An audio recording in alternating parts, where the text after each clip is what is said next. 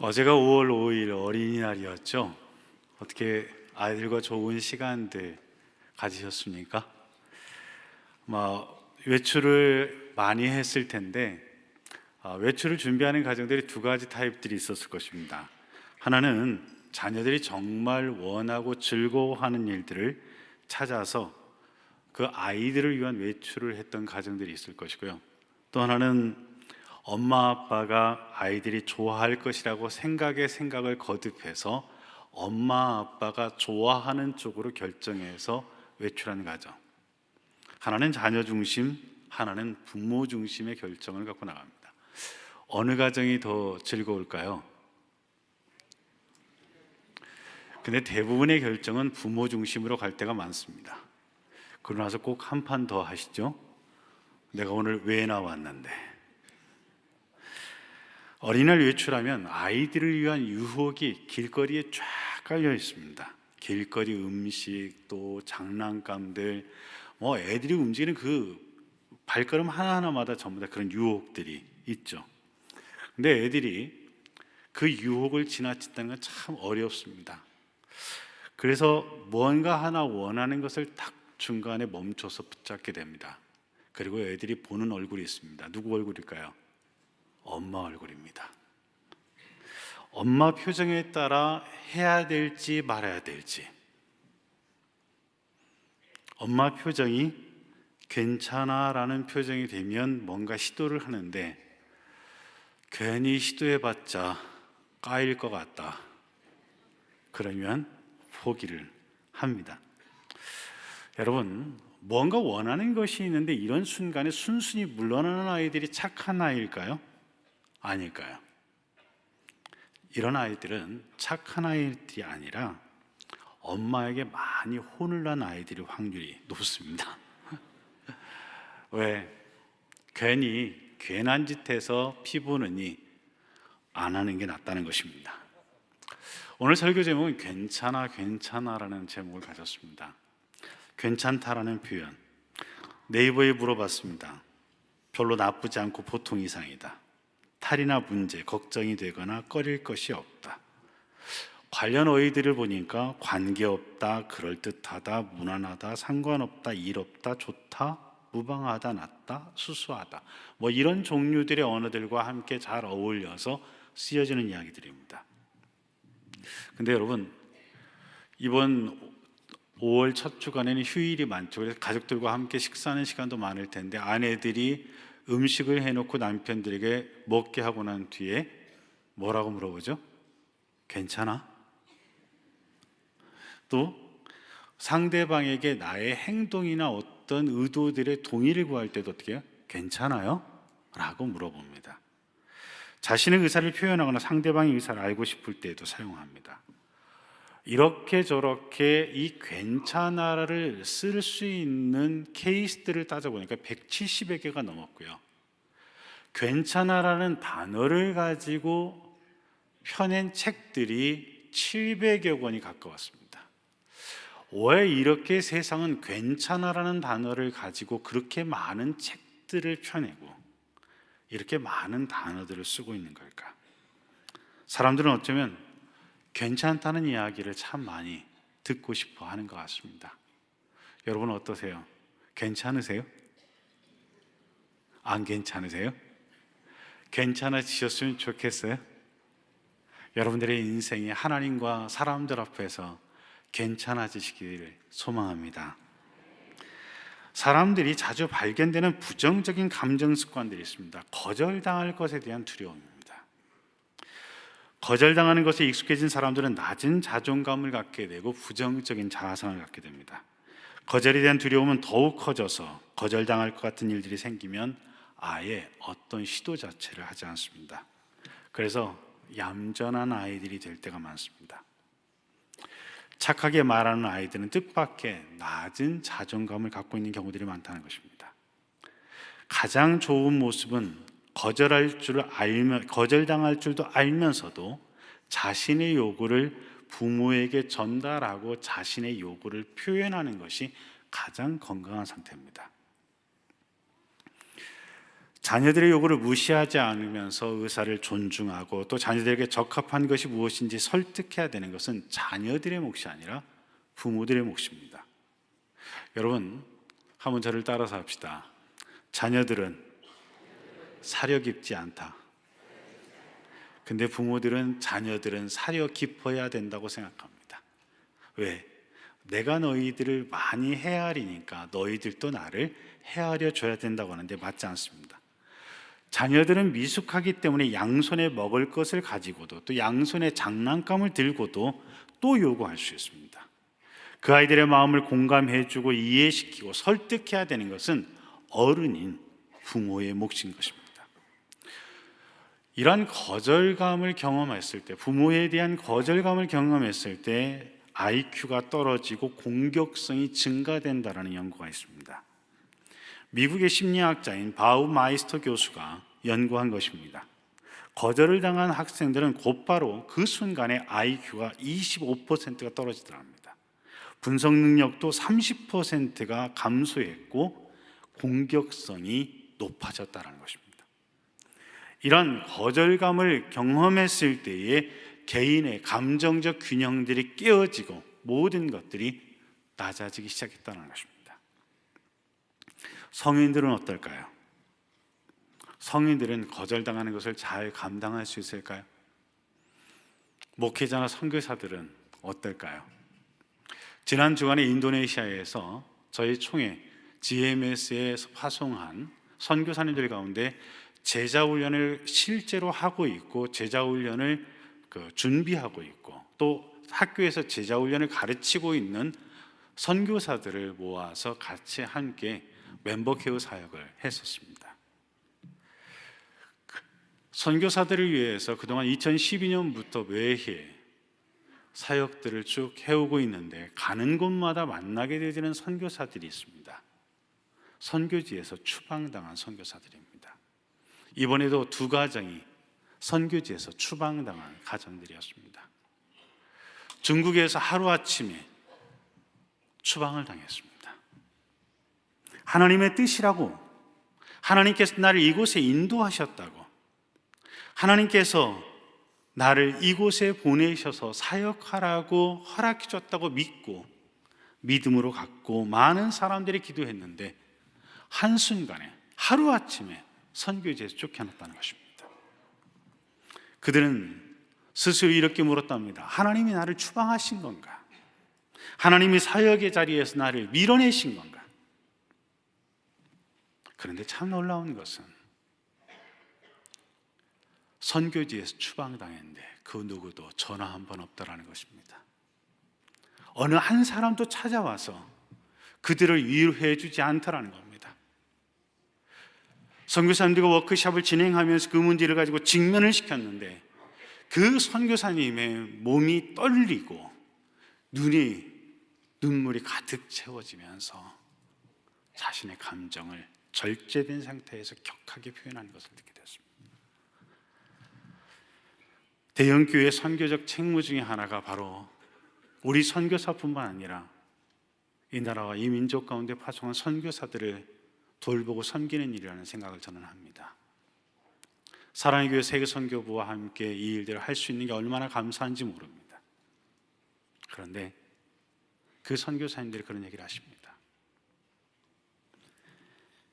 나는 괜찮다고 생각했는데 하나님이 그곳에 나를 보내시고 사역하시는 것이 괜찮다고 해서 갔는데 안 괜찮게 되어버렸다는 것입니다. 이번 사역을 통하여 많은 위로와 회복을 얻게 됐고 하나님께서 자신을 그 선교지에서 추방하신 일들에 대한 재해석과 선교의 재창조를 준비할 수 있는 계기가 됐다라는 메시지를 저희에게 전해왔습니다. 얼마나 감사한지 모르겠습니다. 여러분, 아무리 사명과 소명을 붙들고 나간 사람이라 할지라도 안 괜찮은 일은 안 괜찮은 겁니다. 인생의 문제는 다른 것이 아닙니다. 한번 따라 세웁시다. 나는 안 괜찮아요. 이 말이 계속 반복되고 이런 감정들이 내게 뭔가 지속적으로 솟아나고 있다고 한다면 우리의 인생은 문제로 가득 차 있는 것입니다. 여러분, 괜찮다라는 것은 I am okay를 아무 문제 없이 잘 유지하고 있는 상태를 괜찮다고 이야기하는 것입니다. 누가복음 15장의 두 아들을 언뜻 보면 한 아들은 착하고 한 아들은 허랑방탕하다라는 느낌이 듭니다. 그런데 두 아들은 똑같습니다. 차이가 있다면 한 아들은 집을 나갔고 한 아들은 집에 머물러 있다라는 것입니다. 둘 다 아버지의 마음을 헤아리지도 못했고 아버지의 사랑을 깨닫지도 못했습니다. 누가복음 15장에 있는 두 아들의 상태는 나는 안 괜찮아, 딱 이 표현입니다. 둘째 아들은 당시 사회 속에서 용납되지 않았던 자기 몫의 재산을 챙겨서 집을 나가버렸습니다. 그런데 소문이 들립니다. 허랑방탕하고 있다고요. 큰아들은 집에 있습니다. 그런데 안 괜찮습니다. 왜?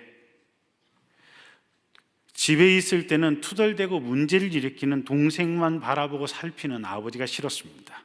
동생이 집을 나간 뒤에는 아버지는 동생만 기다리고 있습니다. 동생만 기다리고 있는 그 아버지가 안 괜찮습니다. 동생이 돌아온 뒤에는 잔치를 열어줍니다. 결국 그는 참고 참았던 분노를 폭발합니다. 아버지 왜 그런 행동을 하시냐라고 묻습니다. 안 괜찮다는 것입니다. 간격의 차이이지 첫째 아들도 둘째 아들도 아버지의 마음을 헤아리지 못하는 것은 똑같습니다. 자식이 연약할수록 부모의 사랑은 깊어집니다. 이 아버지는 두 아들에게 동등한 사랑으로 대합니다.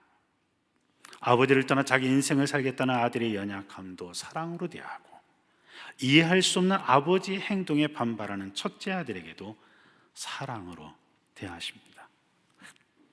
부모와 자식의 상관관계는 규정하기 어렵습니다. 자녀의 행동에는 부모가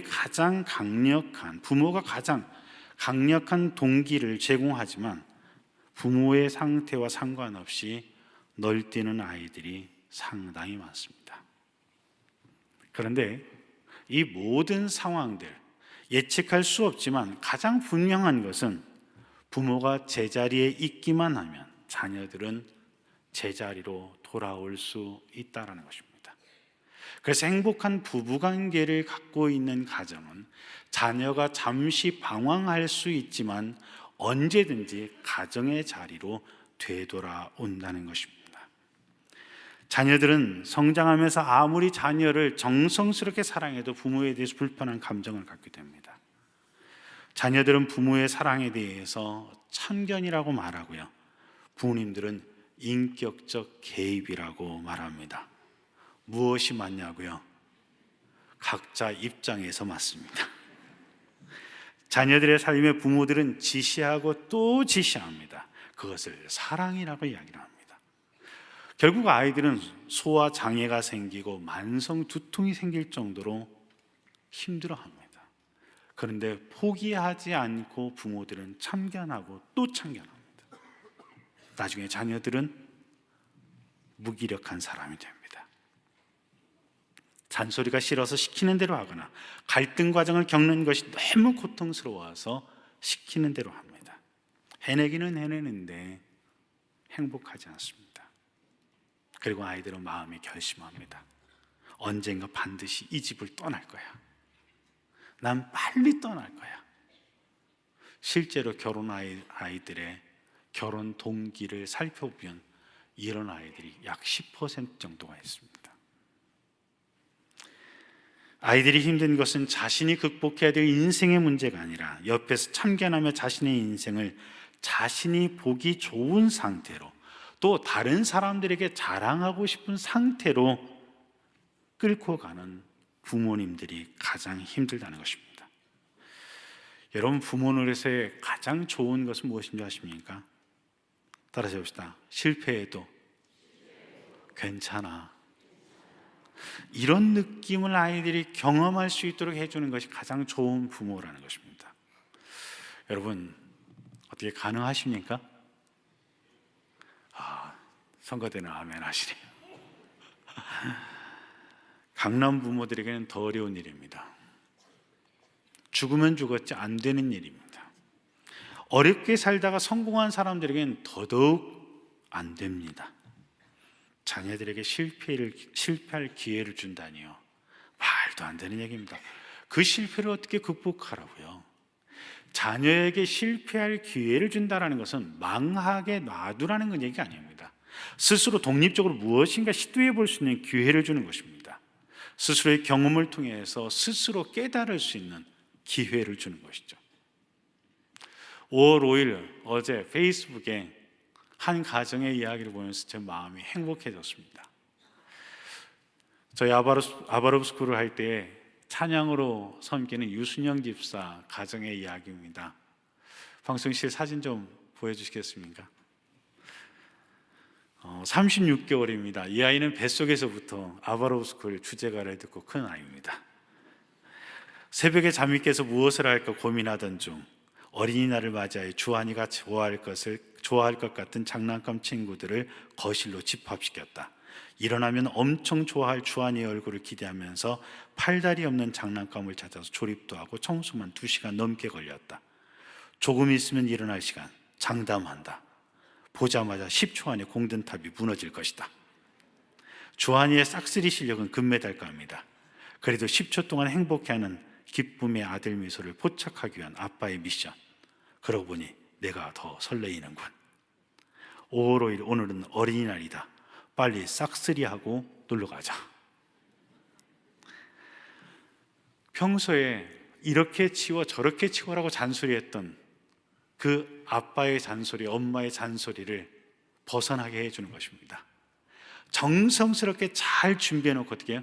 한 방에 싹 엎을 수 있도록.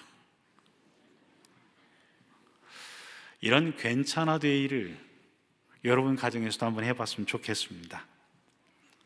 차갑고 냉정한 부모, 형제 자매를 편애하는 부모, 격렬한 다툼의 가정이 있었던 이혼이라는 아픈 과정들을 겪었던 가정들, 완벽주의적인 성격을 갖고 있는 깔끔한 부모들, 비난적이고 공격적인 부모 밑에서 성장한 자녀들은 대부분 거절감과 수치감을 많이 느끼고 살아갑니다. 그 아이들은 마음속 깊이 스스로에게 하는 얘기합니다. 나를 사랑하지 않나 봐. 나는 별로 쓸모없는 존재인가 봐. 이런 낮은 자존감을 그들의 인생의 키워드로 갖고 살아간다는 것입니다. 이런 아이들은 어른이 되어서도 거절당하는 것을 두려워합니다. 그래서 자신의 감정이나 생각을 어떤 그룹에 들어갔든지 솔직하게 이야기하지 않습니다. 거짓된 자아로 자기를 위장하고 살아가는 것입니다. 여러분, 아이들의 감정이나 말에 잘 반응해 줄 수 있게 되길 바랍니다. 적절하게 반응해 주십시오. 슬퍼할 때는 위로해 주십시오. 힘들어할 때는 지지를 해 주십시오. 좌절했을 때는 격려를 해 줘야 되고, 즐거워할 때는 함께 즐거워해 줄 수 있게 되길 축복합니다. 이번 설교를 준비하면 제 마음 가운데 깊이 와닿는 글이 하나 있었습니다. 작자미상의 글이었습니다. 제가 한번 읽어드리겠습니다. 오늘 나는 바빴다. 그래서 너와 놀지를 못했구나. 내가 게임을 하자고 했는데 너와 함께 놀아줄 시간이 없었다. 내 옷을 빨고 바느질을 하고 요리를 하고, 하지만 내가 그림책을 가지고 와서 같이 재미있게 읽자고 했을 때 나는 말했다. 아들아, 나중에. 밤에는 안전하게 너를 침대에 두고 내가 기도드리는 소리를 듣고 불을 끈 후 발소리를 죽이며 방을 나갔다. 몇 분만 더 머물렀어도 괜찮았을 것을. 삶은 짧고 시간은 빨리 지나가 조그만 아이는 어느새 어른이 되어 더 이상 나와 함께 살지 않는다. 소중한 비밀을 내게 털어놓지도 않는다. 그림책은 다 치웠고 같이 놀 게임도 없다. 잘 자라는 인사도 기도 소리도 더 이상 들을 수 없다. 모두 지나간 일이다. 한때 바빴던 나도 이제 할 일이 없다. 하루는 길고 쉽게 지나가지 않는다. 옛날로 돌아갔으면, 그래서 내가 하자고 했던 작은 일들을 같이 했으면. 당자가 집을 나간 뒤에 아버지는 생각했을 것입니다. 그때 그 순간에 내가 좀 더 노력할 걸, 그때 그 순간에 좀 더 함께 있을 걸, 그때 그 순간에 내가 더 많이 이야기를 들어줄 걸. 부모 노릇은 자녀를 사랑하는 일에 한 번도 완벽한 적이 없었다는 거 아십니까? 우리는 늘 부족합니다. 늘 부족한 모습으로 살아갑니다.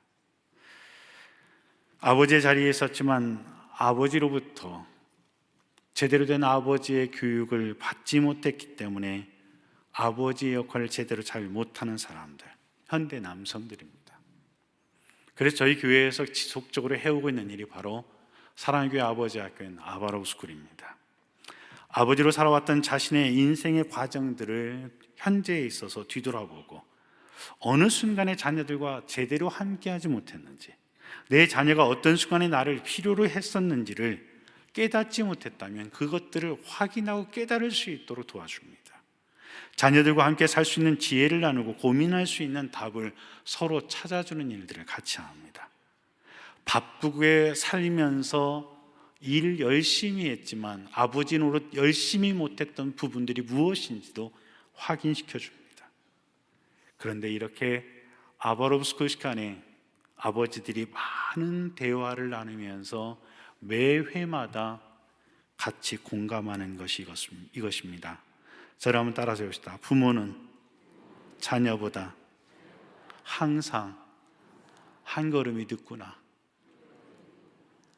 아이들보다 한 걸음만 더 빨리 간다면 아이들을 좀 더 잘 인도했을 텐데, 아이들이 크는 속도보다 엄마의, 아빠의 인격의 성장 속도가 더 늦다라는 것입니다. 부모인 우리가 아이들의 마음을 치유해 줄 수 있을 만큼 빨리 성장하기를 소망합니다. 아이들이 우리와 함께, 부족한 우리와 함께 살면서 안 괜찮았던 마음들이 부모인 우리 때문에 괜찮아질 수 있는 좋은 부모님들이 되시기를 축복합니다. 제가 오늘 퀴즈 하나를 좀 내겠습니다. 생존을 위해서는 하루에 4번, 행복을 유지하는 데는 하루 8번, 진정한 성장을 위해서는 하루 12번이 필요한 것이 있습니다. 혹시 아십니까?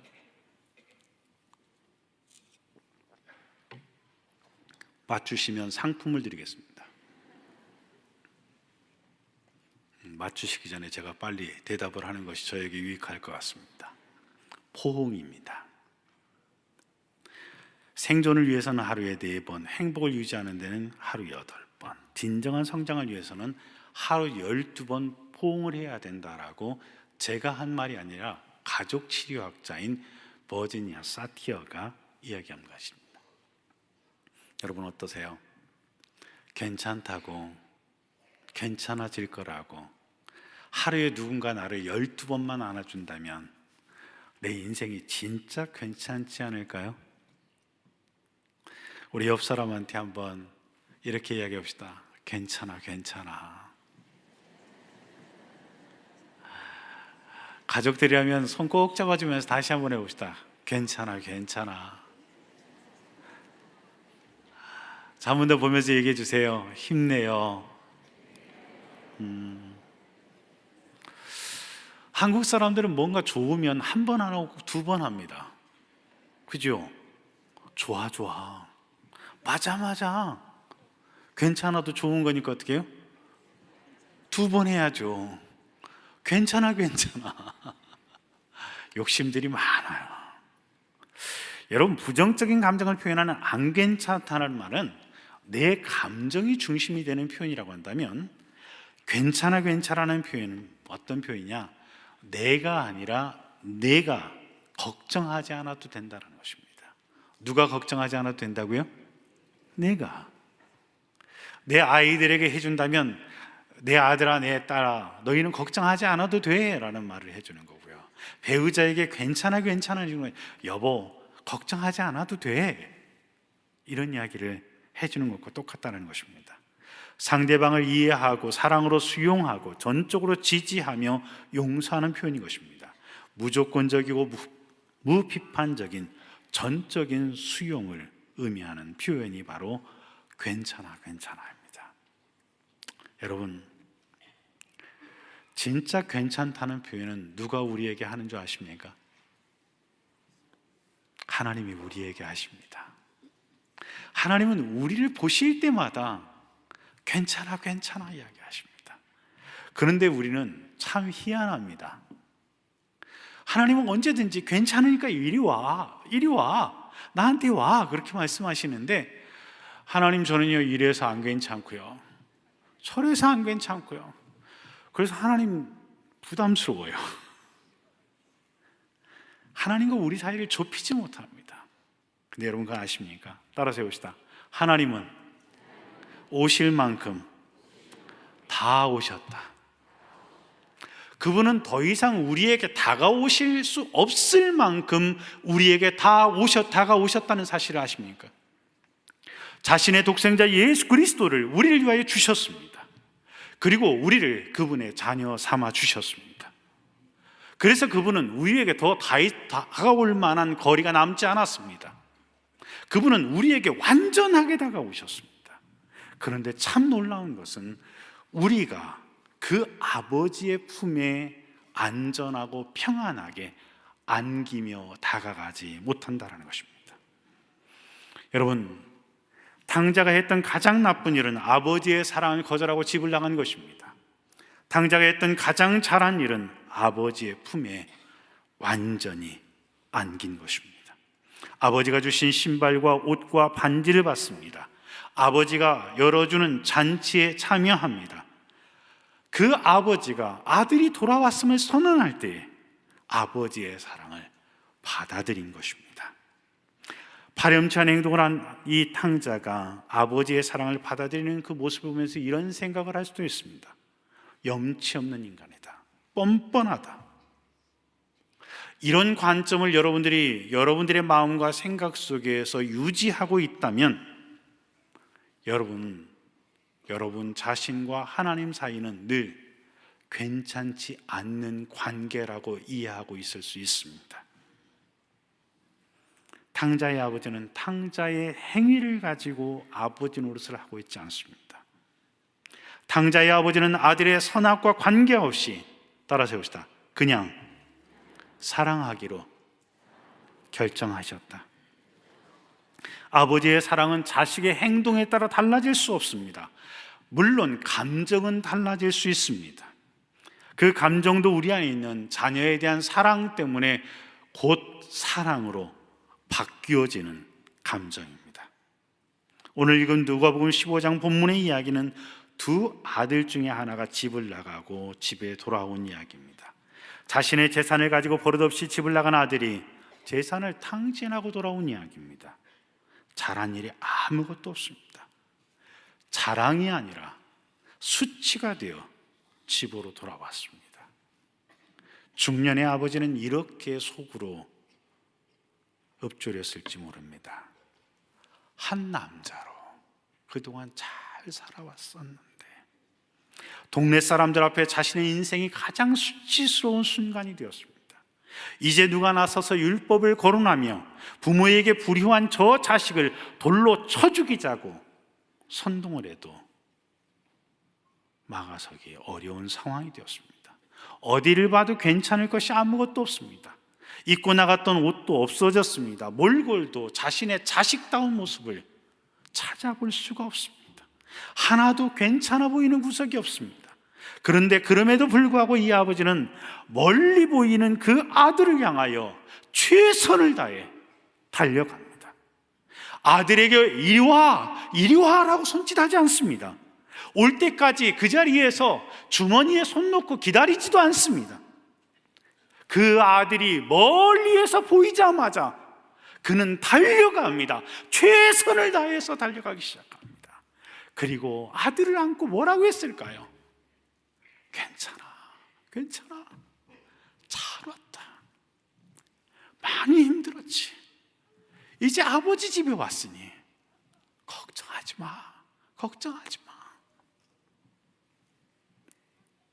하나님은 마치 하나님이 주신 축복들을, 그 은혜들을 다 털어먹어버리고 연약해질 대로 연약해지고 볼품 없어질 대로 볼품 없어진 상태로 마치 실패자처럼 주일마다 예배마다 아버지 앞에 나오는 우리를 어떻게 대하실까요?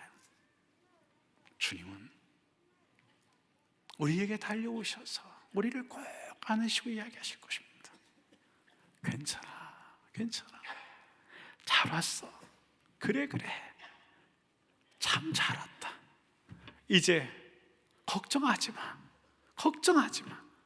내가 널 도울 거야. 내가 함께 할 거야. 저는 이번 설교를 준비하면서 제 자신에게 물어봤습니다. 이 목사, 너는 내 자녀에게 어떻게 했니? 달려갔었니?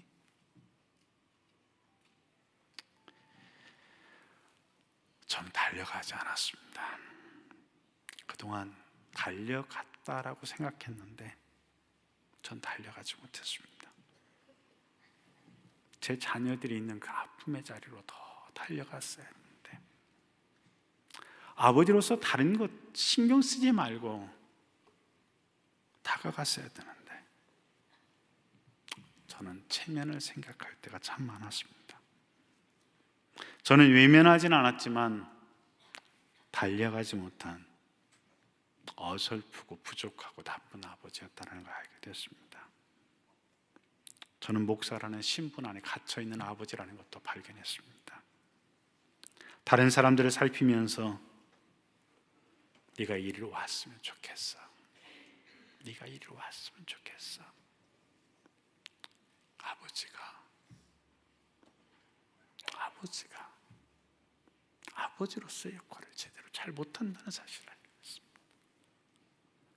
조금 더 내 아이들이 아픔에 다가갔어야 됐고, 제 아이들이 힘든 삶의 환경 속에 더 다가가고 더 같이 머물러 줬어야 되는데 제가 해야 할 일들이 더 중요하다는 생각들이 많았습니다.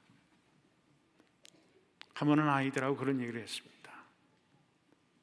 너희들의 청소년 시절에 아빠가 바빴던 그 시간들과 그래서 이루었던 그 수많은 것들과 너희들과 함께하지 못했던 그 시간들과 바꾸라면 아빠는 기꺼이 그것을 바꾸고 싶다.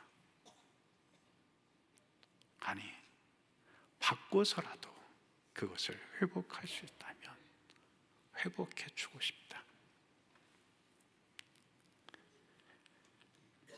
우리는 기다리지 않았으면 좋겠습니다. 다가갈 수 있게 되기를 소망합니다. 아버지는 잔치를 벌리고 둘째 아들을 옆에 세우고 큰 소리로 선언합니다. 내 아들은 죽었다가 다시 살아났으며 내 아들은 잃었다가 다시 얻었노라. 부모에게 자식의 연약함은 부끄러움의 대상이 아닙니다. 부모에게 자식의 연약함은 사랑하라고 주신 부모의 사명일 뿐입니다. 이것이 우리의 소명입니다. 이제 자녀들의 연약함들을 다가가서 안아주고 괜찮아 이야기할 수 있는 우리 모두가 될 수 있게 되기를 소망합니다. 주님께서는 수많은 사람들을 만나셨습니다. 근데 그 수많은 사람들에게 다 괜찮다는 메시지를 주십니다. 12명의 제자들에게도, 사마리아 우물가에 있던 그 여인에게도, 예수님에게 찾아왔던 그 수많은 병자들에게도, 예수님의 주변을 맴돌았던 그 삭개오에게도, 가늠하다 잡힌 여인에게도, 예수님의 십자가 사건 앞에 갈대처럼 흔들렸던 베드로와 그 제자들에게도, 의기양양히 걸어갔던 그 사울에게까지, 또 하나님이 필요 없다고 내 잘난 맛에 살고 있었던 나에게까지 주님은 다가오셔서 우리에게 말씀해 주십니다. 괜찮아 이제 내가 너와 함께 해줄 거야. 그래서 성경은 우리에게 말씀합니다. 내가 너를 떠나지 않을 거야. 내가 너를 버리지 않을 거야. 내가 너와 함께 할 거야. 내가 너를 도와줄 거야. 내가 너를 이기게 할 거야. 이게 성경이 우리에게 괜찮아라고 말씀해 주시는 것입니다. 여러분, 힘들고 어려우십니까? 어떤 삶의 환경들을 건너고 계십니까? 예배 때마다, 말씀을 대할 때마다, 기도 때마다 괜찮아, 내가 너를 떠나지 않을 거야, 힘내. 괜찮아. 내가 너를 버리지 않을 거야. 힘내. 내가 너와 함께 할 거야. 힘을 내. 괜찮아. 내가 너를 도와줄 거야. 내가 너를 이기게 할 거야. 이제 힘내라. 이 하나님의 은혜를 가족들과 나눌 수 있게 되기를 바랍니다. 그리고 성도들과 함께 나누며 정말 우리가 서로 위로하고 치유하고 소망으로 나아가는 치유와 회복의 공동체, 우리의 가정, 우리 사랑의 교회가 되기를 소망합니다. 기도하겠습니다. 살아계신 하나님 아버지, 우리는 늘 연약합니다. 그 연약함을 거절하지 아니하시고 그 모든 것들을 쏟으셔서 우리를 사랑하시고 우리에게 달려오셔서 우리를 안으시고 괜찮아, 괜찮아. 이제 걱정하지 마. 이제 힘을 내라. 내가 너를 떠나지 않을 것이고 버리지 않을 것이고 함께 할 것이고 너를 도와줄 것이고 너를 이기게 해서 내 자녀답게 살게 해줄 거야. 이 아버지의 음성을 들으며 살게 해 주시옵소서. 하나님이 우리와 함께 하시기 때문에, 아버지가 우리와 함께 하시기 때문에 이제는 힘을 내어서 더 능력 있게 살아가는 하나님의 자녀의 삶이, 우리의 삶이 될 수 있도록 도와주시옵소서. 하나님의 놀라운 사랑이 우리의 가정을 치유하여 주시옵시고 우리 가족들을 치유하여 주시옵소서. 우리의 가정과 우리 교회가 치유와 회복의 장소, 하나님의 은혜가 머무는 생명의 터전이 될 수 있도록 도와주시옵소서. 그래야 우리 이 5월을 가정선교사로서 우리의 가정이, 우리의 교회가 생명의 공동체임을 다시 한번 기쁨으로 확인하는 우리의 삶이 될 수 있도록 도와주시옵소서. 예수 그리스도의 이름으로 기도하옵나이다. 아멘.